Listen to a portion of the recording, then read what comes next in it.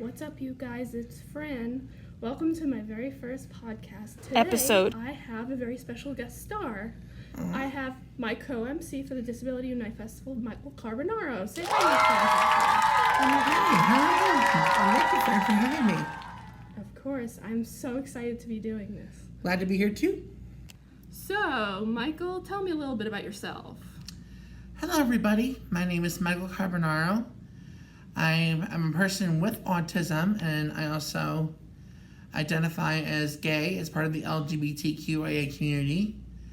I am a disability, LGBTQIA, and a human rights activist, and also I'm a coach, an ice skating coach in ice skating, a Broadway fan, and I'm also a community ambassador for a nonprofit. That is amazing. Oh my gosh. You have a lot going for you, Michael. Absolutely. I'm like the Energizer Bunny. I non-stop, like in Hamilton. Me too. That man is non-stop. You know it. Okay, so first question I'm going to ask you is, how hard has it been for you to come to terms with the fact that you're not only on the autism spectrum, but that you are gay as well? That's a really good question because I was actually 2.5 years old when I was first diagnosed. And then 2 weeks after I was diagnosed, my father passed away of a heart attack. So my mom had to raise 3 kids under the age of 2. She had 2 toddlers and a newborn on her own. But luckily she had the support of family and friends, which I'm eternally grateful for.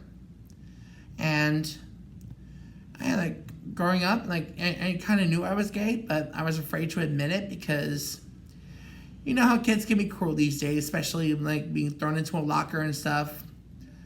I realized I was gay since junior high school, and then all throughout high school.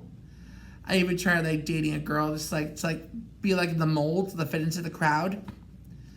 But that was just not me, my freshman year of college, around Thanksgiving weekend, I said to my family, "Hey, I'm gay," and they're pretty cool with it. That's good. You know, Even my grandparents, who were part of that. May God rest their souls. They were part of that military. Don't ask, don't tell generation, because my grandfather was in the military. Mm-hmm. So he's part of the generation of don't ask, don't tell. So yeah, it was basically pretty hard for you at first, but then, you know, your family came to terms with it, and you came to terms with it yourself as you got older, right? I first came to terms with it myself, and then my family came to terms with it a few months later. I mean, they were because they were trying to adjust it to the shock. They were asking me questions about it, and they were like, "Are you sure?" I'm like, "Yes, I'm sure." I'm like, "Okay." So they seem pretty cool with it. I'm very impressed to hear that, because a lot of these kind of stories don't end the same way. They don't end with a happy ending. They end with, you know, a sad ending or a family being torn apart. I think we should also, in future podcast episodes, talk about that and the stigma of, you know, not only having a disability, but, you know, being on the LGBTQIA Plus boat. Yeah, honestly, I agree, because honestly, I mean, the only regret is I wish I'd done it a hell of a lot sooner. Sorry, heck of a lot sooner. It's okay. We'll keep that in there. But yes, I am very proud of you for coming out, because it is very hard for people like you to do that. So I applaud you for that. Thank you. Okay, so next question is, what have you done as far as advocacy goes? Okay, let me rephrase that. What kind of work have you been doing for advocacy? Oh my God, I can literally go all day with this. Let's start with your favorite one. My most crowning achievement was back in 2018. I was selected by this organization called Autism Speaks, because they were, at the time, they were having their event called Arts for Autism at the Gershwin Theater. And honestly, I was at work one day at a kids gym, and they asked me, "Would you like to speak at the Gershwin Theater?" Because I made a previous speech at the VOA dinner dance, and they loved it, and they asked me to speak at Arts for Autism on Broadway.